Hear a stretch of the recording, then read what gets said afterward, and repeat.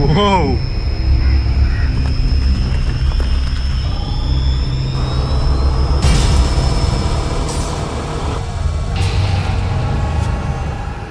Okay, तर नमस्कार मंडळी, वेलकम टू माय ब्लॉग. कसे आहेत तुम्ही सगळे? तर मंडळी, फायनली आज आपला सेकंड डे अलिबागला. म्हणजे आता मी सध्या रेवदंडा फोर्टला आलोय. सकाळी उठल्यापासून ते काय काय घ्यायचं होतं ते व्लॉग माझ्या लक्षात आलं नाही, कारण मंडळी मी इतका खान झोपलो होतो, मला उठणं झालंच नाही. मी उठलो डायरेक्ट 1-2 वाजता आणि फायनली आलो आता इथं रेवदंडा फोर्टला, जे सातखनी किल्ला असं पण म्हणलं जातं. याचा 9 ते 5:30 वाजेपर्यंत टायमिंग आहे आणि आता जस्ट 5 वाजलेत. सो जस्ट 20 मिनिट आहेत. आपण लवकरात लवकर एक्सप्लोर करू, सगळं बघूयात, सगळं सविस्तर.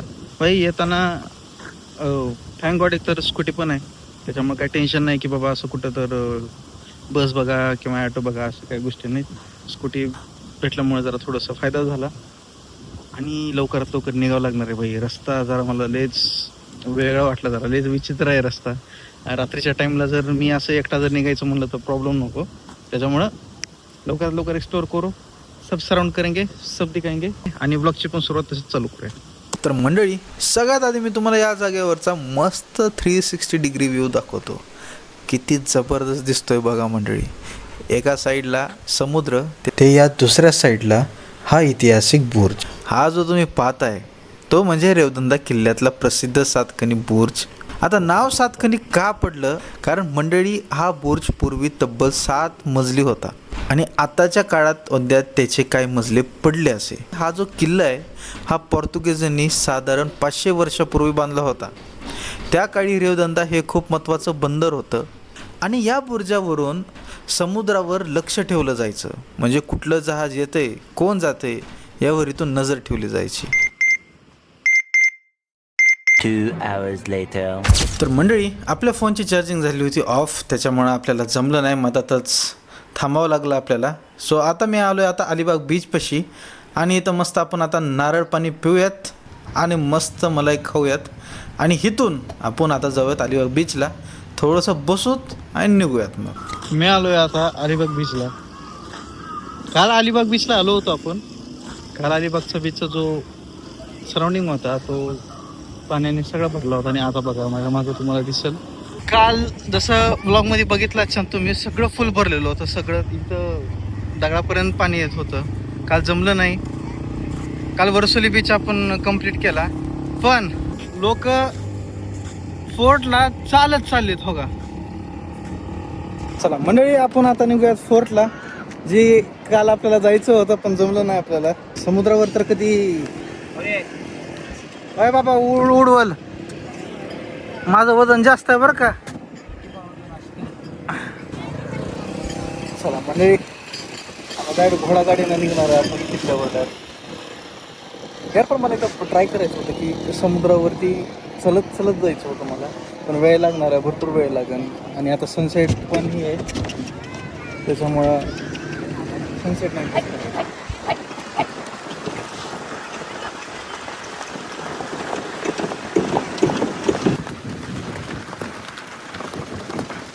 पहिल्यांदा असं समुद्रावर चाललं, कोणती फेरी नाही, बोट नाही, काही नाही.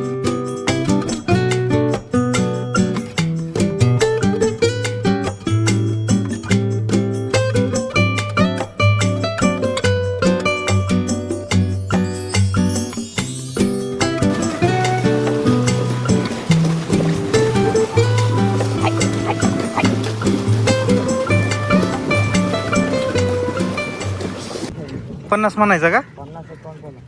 50-51 गाडी नंबर 50-51 सॉरी. फायनली गाईच आपण आलोय फोर्टला. इथं बघू शकता तुम्ही. मला चालत यायचं होतं, पण मी खरं जर चालत जर आला असतो ना आणि फोर्ट जर फिरला असतं, खरं सांगतो माझ्या ताकद अजिबात राहिली नसते वापस जायची. ओके, तर मंडळी आता आपण आलो अलिबागच्या सगळ्यात प्रसिद्ध ठिकाणापैकी एक म्हणजे कोलाबा किल्ल्यावर. चला आज जाऊया आणि बघूया किल्ल्यात नेमकं काय खास आहे. बाबू काय करायला बाई? चला बाबा, उगा नको ना आता लागायचं. चला मंडळी, आपण पुढे निघतो आता. आपण जरा थोडंसं पुढे जाऊयात. इथं एक गोड पाण्याची विहिरी आहे, मला ती बघायची. हे बघा मंडळी, किती आश्चर्याची गोष्ट आहे. समुद्राच्या मध्ये असूनही इथं गोड पाणी मिळतं म्हणजे काय काय इंजिनिअरिंग असन. अख्खा असो. आमच्या अंशूत्र सारखं मंडळी, अंशूत्र सारखं सारखं मागं लागले माझ्या. दादा येताना कासव घेऊन ये. म्हणती दादा खरा नाही, खोटा खोटा कासव आण.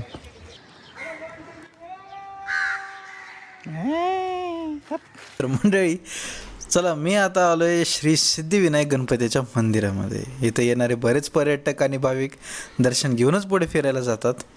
बाई वातावरण एकदम मस्त आहे. आणि तसंच इथं समोर तुम्हाला हनुमान मंदिरही दिसेल, बघू शकतात. आता जरा या तटबंदीवरून बाहेर बघा मंडळी,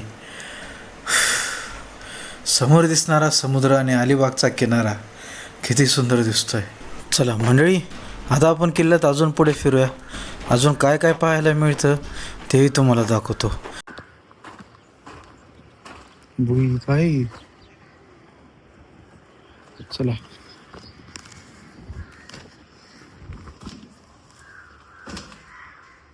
नको बाबा, काहीतरी राहायचं वटवा गुळ मधात. नको नाटक.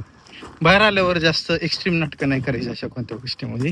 त्या पण खरं आता वरतीट वाटायला, म्हणजे खरंच मी आता रेवदंडा फोर्ट हे कम्प्लीट करून मी डायरेक्ट आपल्या रूमकडेच निघणार होतो. पण थँकफुली मनाला वाटलं काही ना काहीतरी की जायला पाहिजे. पण मी वर्सोली बीचला जाणार होतो, काल जिथं गेलो होतो. रेवदंडाला ह्याला सॉरी अलिबागला येणार नव्हतो, कारण म्हणलं तसं पण आता ही फोर्ट बंद आणि पाणी पण त्याच्यामुळे काय फायदा पण नाही. पण तसं बघितलं बीच की बाबा चला सगळे लोक आहेत खाली.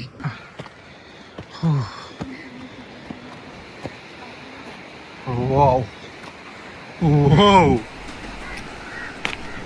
मंडळी, एवढं भारी वाटायला ना, खरं सांगतो मंडळी. जर तुम्ही अलिबागला येणार असाल तर कोलाबा किल्ला नक्की तुमच्या लिस्टमध्ये ठेवा. फक्त एक गोष्ट, जरा वेळकडे जरा व्यवस्थित तपासा आणि मगच आहे इथं. आता आपण मंडळी पुढं जाऊयात. आणि मला असं का वाटायला की आपली वाट लागली आणि लागलीच.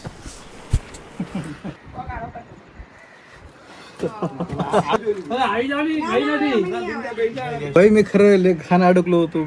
मला असं वाटलं झालं आता मी खाली पडणार आहे. आता काय करावं, आपलं वजनच तसं आहे म्हटल्यावर. 108 किलोचा माणूस आहे बाई मी, साधं सुद्धा आहे का. चला मंडळी, मंडळी आता निघावं आपण, कारण आता अंधार होत आलाय. जास्त वेळ थांबणार नाही. आणि आधीच मी समुद्राच्या बाउंड्रीच्या मधात थांबलेलो आहे, नाही तर जायचं तो घोडागाडीवाला तो. पण मस्त आहे यार, मला वरतीच वाटलं, छान वाटलं एकदम. कालचं वर्सोली बीच, रेवदंडा फोर्ट पण छान आहे, पण मला एक्सप्लोर करणं झालंच नाही, टाइमच भेटला नाही, लेट झालं. जाऊ जाते माझ्या झोपीमुळे झालं सगळ्या गोष्टी. ही छान आहे बाबा. हे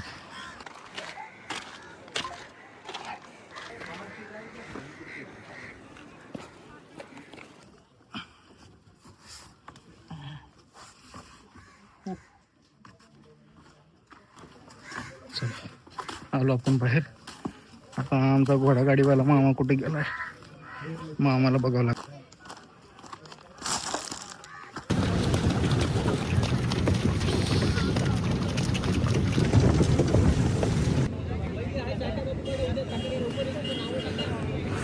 चला चला मंडळी,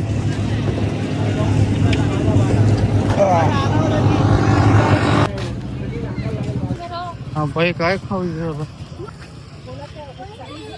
कसं आहे, कितीला आहे? कुल्फी 30, मटके वाले 70. मटकी कुल्फी 30, मटके वाले 70. ह्याच्यात नसतंय का? हाँ उसमें आएगा जब अच्छा, ते तुम्हाला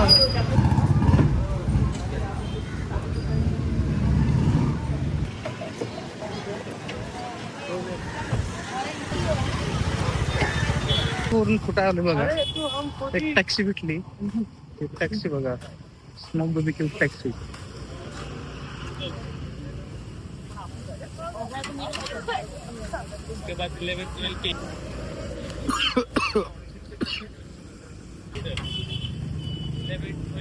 ठीक आहे आपण chicken medium combo, 2 smoky leg piece, receiving 2 lollipop plus 8 piece chicken tikka. Chicken medium combo.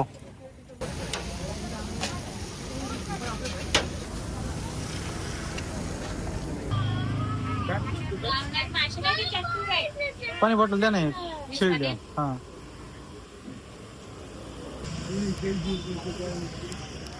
चालेल. हॉटेल तशी रेडी का ह्याच्यात काय काय आहे? वरती आहे ना तो बोनलेस आहे आणि खाली तुला 2 लेग 2 विंग 2 लॉलीपॉप असे दिले. आणि टिका. तोच तो बोनलेस वरती. अच्छा 2 hours later.